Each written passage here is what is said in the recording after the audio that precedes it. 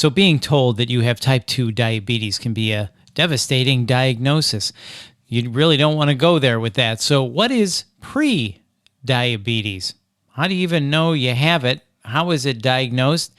And how is it treated? And why is it important that you know these things? Well, let's find out with Katy McDermott, a registered nutrition and dietitian and diabetes educator at MarinHealth. This is the Healing Podcast brought to you by MarinHealth. I'm Bill Klaproth. Katy, thank you so much for your time. It is great to talk with you. So first off, can you provide a bit of background on yourself and your credentials? Yes, I'm a registered dietitian, nutritionist, and have been for 20 years, and also a certified diabetes educator and have been for 13 years. All right, so let's jump into this then. We've all heard of diabetes, but what is pre-diabetes? How does someone develop pre-diabetes? Pre-diabetes is blood sugar levels that are higher than normal, but not yet high enough to be diagnosed as diabetes. And how you develop prediabetes is usually there's family history or genetics, and also lack of exercise or being overweight. Okay, so higher than normal blood sugar levels. So you're kind of on the way to full-blown diabetes. Is that right? Correct.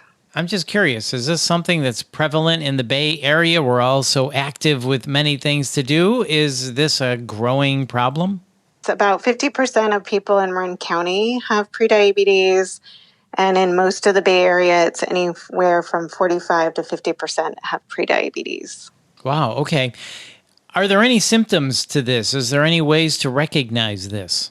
Many times there's no symptoms. Some people, once they learn that they have prediabetes, do connect the dots and say, oh, I've had increased thirst or urination, which are symptoms of type 2 diabetes.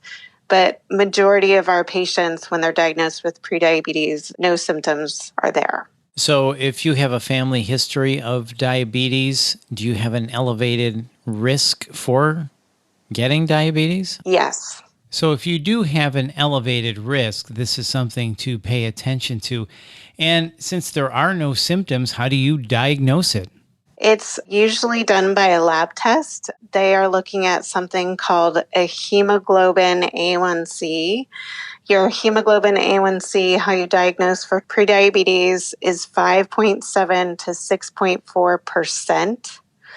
Or they also look at something called your fasting glucose. And how you diagnose would be from 100 to 125 for prediabetes. So when we see the commercials all the time talking about A1C, that's what it is. You're concerned about that A1C level. Correct. Okay, so if this goes unchecked, what health risks does it cause? If it goes unchecked and untreated, then you're higher risk for developing type 2 diabetes and also cardiovascular disease. So it sounds like it's good to catch this early.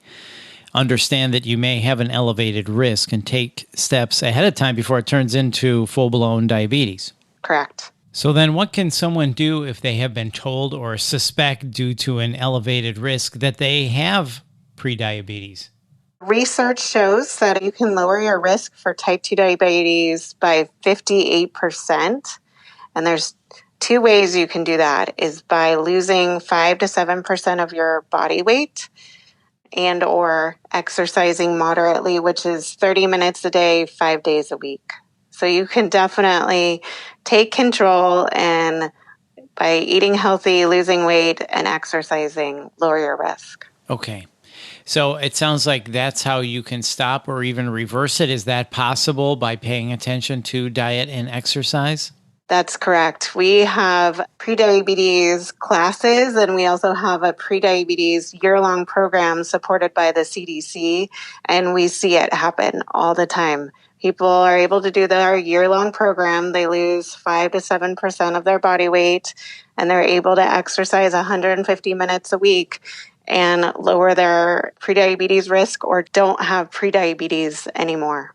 So they say, prevention is the best medicine. It certainly sounds like that's the case when it comes to prediabetes and diabetes. Correct. So that is definitely the good news. Well, Katy, thank you so much for talking to us about prediabetes. We really appreciate this. Thanks again. Thank you. And that's Katy McDermott. And to learn more about diabetes care and the MarinHealth Braden Diabetes Center, please visit mymarinhealth.org/BDC. And if you found this podcast helpful, please share it on your social channels and check out the full podcast library for topics of interest to you. This is the Healing Podcast, brought to you by Marin Health. I'm Bill Klaproth. Thanks for listening.